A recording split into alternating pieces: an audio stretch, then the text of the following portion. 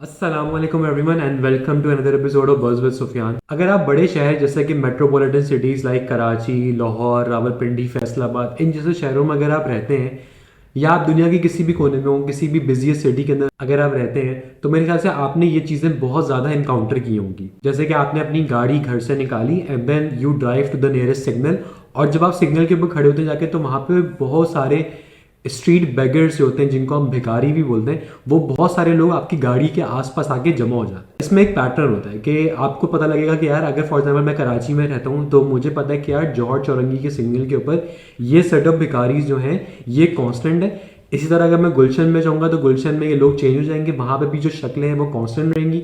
तो अगर मैं नासमाबाद जाता हूँ तो वहां पे भी कुछ लोग स्ट्रीट बेगर्स जो हैं वो कांस्टेंट रहेंगे। अच्छा, हमने काफ़ी पास में ये बात सुनी होगी कि भाई ये स्ट्रीट बेगर्स जो होते हैं, आपके जो मांगने वाले होते हैं, इनका पूरा पूरा माफिया ऑपरेट कर रहा होता है, जो कि बात बिल्कुल सच है। लेकिन मैं आपको कुछ ऐसी चीज़ बता दूँ कि जो मैंने अभी रिसेंटली खुद इनकाउंटर की है। तो मैं यूजुअली क्या करता हूँ कि मैं जब घर से निकलता हूँ तो मेरी गाड़ी के डैशबोर्ड के आगे कुछ सिक्के पड़े होते हैं और कुछ 10-10 20-20 रुपए के नोट पड़े होते हैं। तो जब भी मैं सिग्नल पर होता हूँ तो मैं कोशिश करता हूँ कि मैं किसी को 10 रुपए दे दूँ या 5 रुपए का सिक्का दे दूँ या 2-3 रुपए दे दूँ, या कोई अगर बच्चे आगे मेरी विंड स्क्रीन को अगर साफ करते हैं आगे तो मैं उनको भी पैसे दे देता हूँ। लेकिन अब यहाँ पे गेम आती है लोगों की डिमांड की। भाई अब ऐसा होगा कि भाई एक भिखारी आपके पास आएगा मांगने के लिए, तो जब आप उसको पे तरस खाओगे, आप उसको सिक्का उठा के दोगे, जो कि आपके पास मेरे ख्याल से वही सिक्का पड़ा होगा, आप वो उठा के उसको दोगे तो वो इनकार कर देगा।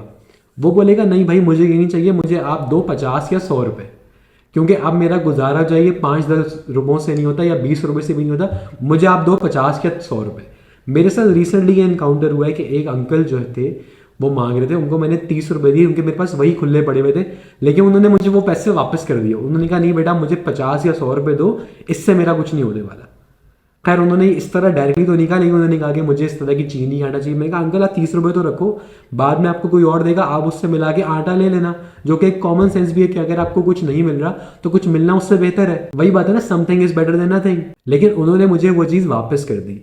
इसी तरह मैं अभी गुलशन में जा रहा था मस्कन की फूड स्ट्रीट के ऊपर, तो वहाँ पे मुझे एक लड़का मिला जो कि काफ़ी अच्छे कपड़ों में था। तो वो मेरे पास आया, वो कुछ बेच रहा था, उसने मुझे कहा कि भाई मुझे आपके 2 मिनट मिल सकते। मैंने कहा हाँ हाँ मुझे बताओ क्या बात है। तो उसने मुझे कहा कि यार मेरी अम्मी बीमार है घर पे और ये सब, उसने मुझे चीज़ें बताई।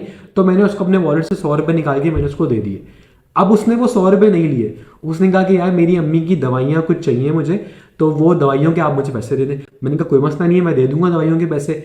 तो मैंने कहा कि यार मेरा नंबर आप ये रखो, आपको दवाइयाँ चाहिए आप मुझे कॉल करना, मैं आपको दवाइयाँ ला के दे दूंगा। उसने कहा चलो ठीक है।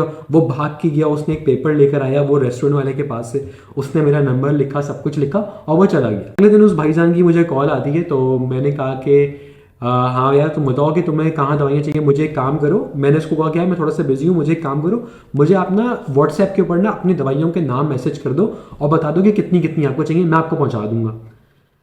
खैर सबसे पहले तो उस बंदे ने मुझे ये कहा कि यार मेरा व्हाट्सएप नहीं है भाई, तो मैं आपको मैसेज में कहा कोई मसला नहीं है, आप मुझे मैसेज कर दो, मुझे कॉल पे बता दो। तो जब मैं उसको कहा कि यार आप मुझे कॉल पे बता दो, तो उसके बाद उसको ना वो दवाइयों का नाम याद नहीं था। तो मैंने कहा आप मुझे मैसेज कर दो देख के।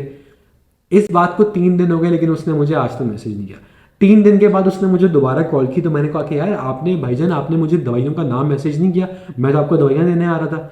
तो उसने कहा कि नहीं भाईजान मैं अल्लाह ताला से ये दुआ करता हूँ, मैं ये सब करता हूँ और जिसकी वजह से मेरी दवाइयों का इंतजाम अब हो चुका है, लेकिन अब ये कि ईद आ रही है, ईद करीब है, तो मुझे ना कुछ कपड़े चाहिए अपने बहन भाइयों के लिए।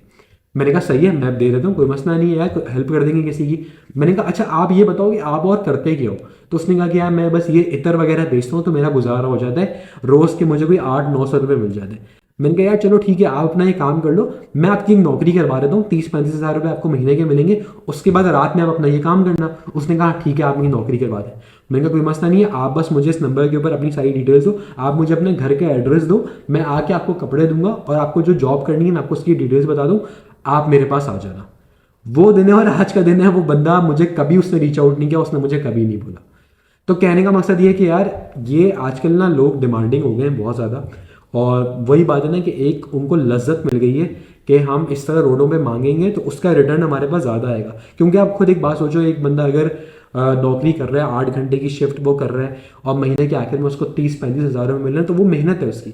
लेकिन अगर आप रोज़ के मांग के 1000-2000 कमा लेते हो तो वो आपके लिए ज़्यादा है। अब ये फ़र्क हो गया कि जो हमारे स्ट्रीट बेगर्स हैं, जो हमारे ऐसे लोग जो हाथ फैला रहे हैं रोडों पे आके, वो अब बहुत ज़्यादा डिमांडिंग हो चुके हैं। केवल मैं हमेशा से एक बात कहता हूँ कि यार डिमांडिंग होना कोई बुरी बात नहीं है, लेकिन ये लोग वो नहीं है फिर जो मुस्तहिक हैं, क्योंकि इन लोगों को इस चीज़ का फन लगा हुआ है, इन लोगों की ये चीज़ हॉबी है, इनका फुल टाइम ये करियर चल रहा है। तो इनको इनकी अगर आप आउट ऑफ द वे जाके हेल्प करोगे तो शायद उनको वो चीज़ नहीं चाहिए हो।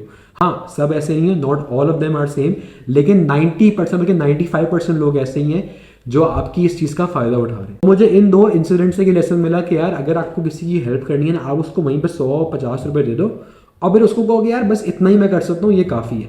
अगर आप उसकी हेल्प और करना चाह रहे हो तो उसका एक प्रॉपर राउट लो, जो कि बहुत बाज़-औक़ात बहुत ज़्यादा फ्रॉड और स्कैम्स निकलते हैं। जो आपको बंदा उस तरह दिखता है कि यार मैं ऐसा हूँ, असल में वो ऐसा होता नहीं है। तो ये जो हमारे आजकल ट्रेंड चले में और ये कि एक पूरा करियर ही एक बना लिया इन्होंने, करियर पाथ मैं इसको कहूँगा, क्योंकि इसमें कमाई अच्छी खासी है। एक बंदा अगर कॉल सेंटर में बैठा हुआ है तो वो 30-35 हज़ार रुपये कमा रहे हैं, ये लोग 60-70 हज़ार रुपये कमा रहे हैं। तो it is a very, you can say actually a very well earning profession जो कि लोग अपना रहे हैं और इससे पैसे कमा रहे हैं। अगली बार अगर आपके पास कोई भिखारी है तो अगर वो मुस्तहिक आपको लग रहा है, कि यार वो माजूर है, वो डिसेबल है, आप उसकी मदद करें। लेकिन अगर कोई फ़न के लिए आ रहा है, किसी ने पैटर्न बनाया हुआ है अपना जो आपको रोज़ दिख रहा है, तो मेरा ख्याल है थोड़ा सा अवॉइड करें उनको देना, क्योंकि हम लोग जितना इनको एम्पावर करेंगे, कल को आज 100 लोग इस फील्ड में, कल 200 लोग होंगे, फिर 300 लोग होंगे, तो लोग बैठ के ये सोचेंगे कि यार आज ये लोग ज़्यादा पैसे कमा रहे हैं हमसे, तो शायद हम भी इस फील्ड में चले जाएं। तो मेरे लिए तो ये बहुत वैल्यूबल लेसन था, और let me know in the comment section कि आपको इस बारे में क्या लगता है, क्योंकि मुझे तो लगता है कि भाई ये एक प्रोफेशन बन चुका है अब, और इस प्रोफेशन में आप बहुत पैसा है। तो अभी के लिए बस इतना ही। शब बखैर, जज़ाकल्लाह।